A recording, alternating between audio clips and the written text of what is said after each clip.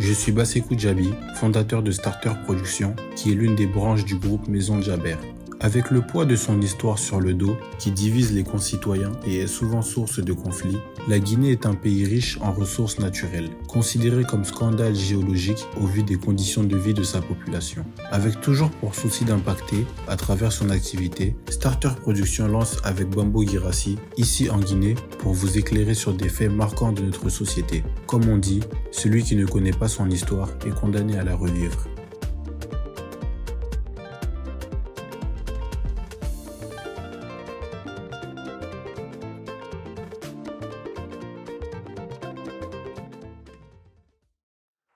Bonjour à tous, bienvenue dans cet autre numéro de votre émission Ici en Guinée. Ici en Guinée, cette émission qui s'intéresse aux faits de la Guinée, mais des Guinéens d'ailleurs aussi, parce que nous avons eu des invités de la diaspora également dans d'autres numéros de cette émission. Et pour ce numéro, nous avons comme invité Fatoumata Diarraye Barry, qui est l'épouse de Dr Mamoudou Barry, qui a été tué le 19 juillet. C'était lors de cette finale de la CAN entre l'Algérie et le Sénégal. Nous avons la chance de l'avoir sur ce plateau pour ce numéro de cette émission ici en Guinée. Bonjour Diarraye, Fatoumata Diarraye. Bonjour monsieur. Nous vous remercions d'avoir accepté notre invitation dans cette émission. Et nous nous sommes intéressés à vous déjà parce que nous avons la chance de vous avoir ici en Guinée en ce moment. Est-ce qu'on peut connaître les raisons de votre voyage en ce moment ici en Guinée? Merci de m'avoir donné l'occasion de m'exprimer devant vos médias. Comme vous le savez, vous venez de le rappeler, mon cher époux, Dr Mamoudou Barry, a été assassiné il y a 3 ans de cela par un jeune franco-turc raciste. Je l'ai toujours dit, c'est du purement raciste. C'est une scène que j'ai assistée moi-même, j'ai été témoin des faits.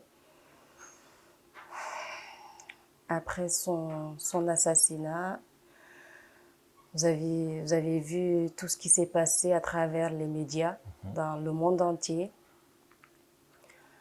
Nous avons eu beaucoup de soutien, notamment notre chère Guinée, qui a toujours été là pour nous, qui a tout fait pour que mon cher docteur soit honoré.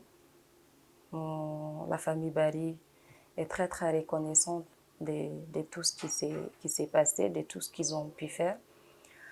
Il y a 2 mois de cela, le procès a été fait à Rouen. L'assassin a été jugé et condamné à 9 ans de prison. Certes, ce n'est pas suffisant, ce n'est pas satisfaisant, mais comme je l'ai toujours dit, peu importe la peine, ce n'est jamais satisfaisant. Parce que ça ne ramènera pas celui qui est déjà parti. Mais c'est une façon de... comment on va dire, c'est... Ça donne un peu de soulagement quand même. Voilà, sans soulagement, voilà. La personne n'est pas restée comme ça. Exactement. C'est vrai qu'on va revenir sur tous ces faits, mais aujourd'hui, c'est de savoir en fait, aujourd'hui, comment est-ce que vous vous sentez après tout ça? Est-ce que vous parvenez aujourd'hui à soutenir un peu ce poids? Parce que c'est pas facile de... je dirais pas de vivre, mais c'est pas facile d'oublier en fait. C'est même... Comment vous vous sentez aujourd'hui après tous ces événements, après tous ces soutiens, après que le verdict soit rendu? Quel est votre état d'esprit aujourd'hui? C'est même cela, c'est le beau mot, c'est pas facile à vivre. C'est pas facile à vivre. Oublier, c'est impossible. C'est très très dur. Durant ces 3 dernières années, je me suis battue avec la famille Barry, avec les amis proches et avec toutes les personnes de bonne volonté. C'est tous battus ensemble pour qu'il y ait justice. C'est très très dur. Là, je suis devant vous, j'en parle, mais j'ai encore le cœur très très serré quand il s'agit de parler de ce sujet. Alors, vous êtes en Guinée aujourd'hui. Est-ce que c'est par invitation des autorités ou bien vous êtes juste venu rendre visite à la famille?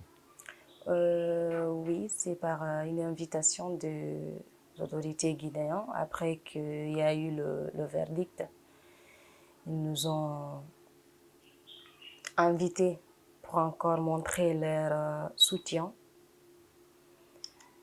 Nous sommes venus, nous avons rencontré beaucoup de personnalités, on va dire des autorités, parce que quand je commence à citer, il y en a assez. Et surtout aussi pour renouveler plusieurs propositions et même promesses qui ont été faites lors du décès pour que sa mémoire ne soit jamais oubliée. Ça fait partie aussi des objectifs qui ont fait que nous sommes là aujourd'hui. Est-ce qu'on peut savoir ces quelques promesses? On sait que le docteur était en train de travailler sur une thèse, il travaillait sur un livre notamment. C'est ça. Voilà, et est-ce que tout cela rentre aujourd'hui dans le cadre de lui rendre un hommage, en immortaliser à travers ses œuvres? Quelles sont ces promesses en fait que les autorités vous ont tenues? Alors, oui, il était docteur, il travaillait sur une thèse. Donc, je suis très très contente de le fait qu'il a pu soutenir, avoir, réussir ce qu'il voulait, cette thèse. Parce que c'est juste après 3 semaines de sa soutenance qu'il a été assassiné. 3 semaines après. Mais pendant qu'il travaillait sur sa thèse, il ne faisait pas que ça. Il venait aussi de temps en temps en Guinée, bien avant d'aller en France d'ailleurs pour faire cette thèse. Il était en Guinée, il enseignait, il était enseignant-chercheur. Il enseignait à l'université de Sonfonia et dans d'autres universités privées. Quand il est parti là-bas pour sa thèse, il revenait de temps en temps, à chaque fois qu'il pouvait, pour enseigner, pour donner des cours. Des fois, il venait même avec certaines de ses camarades pour donner ce ils ont appris là-bas. Et en plus de ça aussi, parce que mon mari a toujours été un homme qui rassemble. Il a formé sous forme d'association avec ses collègues? Ses camarades de promotion ici, qui sont aujourd'hui beaucoup en France, dans des différentes villes. Ils ont trouvé nécessaire de faire une collecte des ouvrages de chacun de son côté, de l'université où il est, pour envoyer ces ouvrages à l'université de Sonfonia, à la bibliothèque, pour que les jeunes frères, ces jeunes qui arrivent derrière eux, puissent en profiter, puissent avoir certains ouvrages que peut-être ils ne peuvent pas s'offrir eux seuls, ou même la bibliothèque ne peuvent pas leur permettre d'avoir pour répondre à certaines de ces questions. Donc il faisait tout cela. Après qu'il est décédé, c'est l'État guinéen qui a rapatrié le corps. On est arrivé ici avant d'aller au village, à son village natal, à Bolarea. Ils ont organisé une symposium à l'université de Sonfonia. Et cela, mon mari était là, à côté, quand tout ce qui a été dit. L'université nous a bien accueillis. Ils l'ont honoré. Ils nous ont promis aussi qu'ils feront tout leur possible pour que sa mémoire ne soit jamais oubliée, car c'est une personne exceptionnelle, c'est une personne extraordinaire qui a beaucoup fait malgré son jeune âge. Il a peu vécu, parce qu'il est décédé très très jeune. Mais ce qu'il a fait pour son pays, pour cette faculté, là où il a fait sa licence aussi, c'est énorme. Ils ont décidé d'immortaliser cela et ils ont promis de rebaptiser soit une amphi ou une bibliothèque en son nom, pour que son nom reste gravé à jamais à cette faculté là où tout a commencé. parce que c'est là où tout a commencé. Donc aujourd'hui, nous sommes là pour discuter de tout ça, pour renouveler tout ça. On sait que c'est pas évident, mais la famille Barry aussi a besoin de cela, a besoin de soutien pour que leur fils, pour que mon époux, pour que le papa, parce qu'il était aussi un père d'une petite fille qui a aujourd'hui 5 ans, qui vit sans son père, qui... Et justement, comment ça se passe pour elle aujourd'hui? C'est très très dur. C'est très très dur pour elle. Elle sait que son père n'est plus. Mais comment? Pourquoi? C'est difficile à expliquer. C'est difficile. Je ne trouve pas encore les mots pour... les bons mots, je sais qu'il n'y a jamais les bons mots pour placer, pour l'expliquer. Elle est encore petite. On peut dire au regard de ce qui s'est passé, de cet homme qu'il a été, de cet intellectuel qu'il a été, je ne dirais pas qu'il a accompli une mission en fait. Est-ce que c'est comme ça que vous voyez cela? Parce que c'est à la fin de sa thèse, après un livre en fait qui est très très important d'ailleurs, qui parle des recherches de sous-sol de la Guinée, de l'Afrique, voilà, parce qu'il était spécialiste en droit fiscal, si j'ai la bonne mémoire. Après tout ce qu'il a sorti comme œuvre, est-ce qu'on peut dire que quelque part c'est un homme qui a vraiment accompli une mission avant de partir? Oui, ça je le dirais oui. C'est pour ça je l'ai dit tout à l'heure. Je suis très très fière, le fait que très contente, très soulagée, le fait qu'il a pu accomplir ce projet. Parce que ce projet lui tenait vraiment à cœur. Et depuis son collège, depuis qu'il était au collège, il pensait faire une thèse. Au collège, on n'en pense pas vraiment. Certains même ne connaissent pas l'existence d'une thèse. Mais lui, oui. Depuis au collège, sa mission, c'était de faire une thèse, d'être docteur, servir son pays. Même quand il a soutenu sa thèse, c'était tout ce qui le bloquait, ce qu'il disait. Si je reprends ces mots, c'est tout ce qui me bloque ici. Il était prêt. Il était prêt à rentrer pour travailler, pour servir son pays, parce que c'est tout ce qui lui tenait à cœur. Ok. Aujourd'hui, en fait, peut-être que vous n'avez pas le temps de vérifier tout ça. Quand on part sur Internet aujourd'hui, vous savez, il y a des panafricains voilà, qui expliquent les choses à leur manière. Ça peut être vrai ou ne pas être vrai. Par exemple, j'ai vu un article d'un site panafricain qui parlait de la thèse, en fait, qui disait que c'était tellement important que je ne dirais pas que ça peut déranger. En fait, tout ce qui touche à l'intérêt de l'Occident ou de l'autre côté pourrait susciter peut-être voilà, des réactions chez certains qui ne sont pas trop pour ça. Donc, ils disent qu'ils mènent un combat en fait pour l'Afrique, pour la Guinée, pour peut-être dénoncer en fait certaines irrégularités entre, voilà, dans le lien entre l'Afrique et l'Occident, notamment dans l'exploitation de son sous-sol. Bon, il pense dans cet article, il pense que ça peut peut-être être un lien en fait. Alors, je ne pense pas. Parce que mon mari, comme je l'ai jamais arrêté de le dire, il ne se définissait pas comme un simple Africain. Il était aussi français. Il se définissait comme un citoyen du monde. C'est comme ça. Il ne se définissait pas comme Guinéen, Africain ou Français, mais un citoyen du monde. Le travail qu'il a accompli, ce n'est pas contre une nation ou autre chose. C'était tout simplement pour servir son pays, pour voir l'évolution de son pays.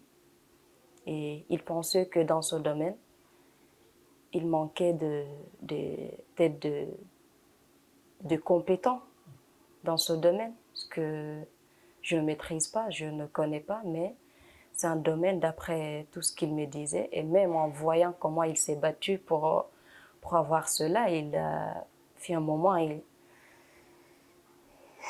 il a failli devenir fou, tellement que ça demande de travail. Je l'ai dit, je vois pourquoi tout le monde ne veut pas faire ce travail.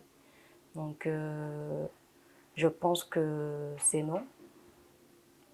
Ça n'a aucun lien avec ça. La seule chose que je sais, qu'on a croisé un homme raciste, soi-disant malade mental, qui a été déjà reconnu malade mental, mais quand même libéré sur la route et qu'il lui a ôté la vie parce qu'il ne supporte pas voir une personne différente de couleur de peau que lui. C'est tout ce que... Ok. Et par rapport au procès, il y a eu beaucoup d'associations qui vous ont soutenu. Dites-nous comment ça s'est passé. Comment vous avez traversé ce moment de procès jusqu'à la fin? Très, très dur. Ça a été un moment très intense, très dur. Certes, il y a eu énormément de soutien, comme toujours. C'est ce qui a fait que je ne suis pas tombée. J'ai eu tellement de soutien.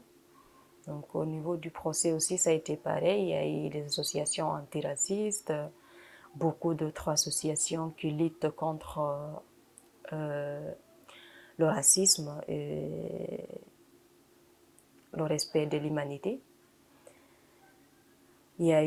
Ça s'est passé comme un procès normal. Il y a eu la personne qui a assassiné mon mari. Ça a été une période très très difficile pour moi de faire face à cet individu qui a reconnu les faits et même l'acte raciste, les propos qu'il a tenus, il a reconnu. Allez, vous l'avez compris, c'est un autre numéro de votre émission ici en Guinée. Nous sommes avec Fatoumata Diaré Barry, épouse de Dr Mahmoudou Barry. On vous souhaite un très très bon courage, madame. Merci. Et on espère bien que ce livre sera à la portée de tout le monde. Est-ce qu'il souhaitait que tout le monde... bon, déjà c'est le but. Quand on fait une recherche, on veut que tout le monde soit informé de ce qu'il y a comme contenu. Tout le monde en profite. Quel serait peut-être son souhait aujourd'hui par rapport à ce qu'il a laissé comme œuvre? À ce que tout le monde s'en serve, à ce que ça aboutisse à ce qu'il voulait. Tout ce qu'il voulait, c'est pour servir son pays. Il veut que... Donc, je sais qu'aujourd'hui, son souhait, c'est que cette thèse qu'il a pu faire, qu'il a soutenue avec brio, soit utilisée pour accomplir ses objectifs. Aujourd'hui, la thèse a été, Dieu merci, publiée depuis 2020 dans une maison d'édition en France, une grande maison d'édition, LJDJ. Et nous sommes en train de voir aussi avec d'autres maisons d'édition en Guinée pour que ça soit aussi accessible pour ceux qui sont là, parce que c'est pas toujours facile de l'avoir, surtout quand c'est entre continent et continent. Donc nous sommes en train de voir si ça peut être accessible pour nous tous les Guinéens aussi, pour que tout le monde puisse s'en servir de son travail. D'accord. Merci beaucoup, madame. On vous souhaite un bon courage. Allez, c'en est fini pour ce numéro de cette émission ici en Guinée avec une production de Starter Production. On se retrouve à très bientôt pour un autre numéro. Avec Starter, réalisez vos projets audiovisuels. Nous intervenons à chaque étape de la conception de vos réalisations photos et vidéos avec une expertise tout droit importée d'Europe. Support digital, documentaire, vidéo institutionnelle, événementiel ou promotionnel. Starter collabore à divers projets impliquant des entrepreneurs, des sociétés, des institutions publiques et privées, des personnalités politiques ou des associations. Ces expériences nous ont permis de voyager et d'élargir nos horizons à travers le monde. D'autre part, Starter a parcouru une grande partie de la Guinée en réalisant des documentaires sur les différents aspects de sa société. Vous avez un projet à réaliser, pour nous joindre, c'est simple. Contactez le 625 33 54 78 625 33 54 78.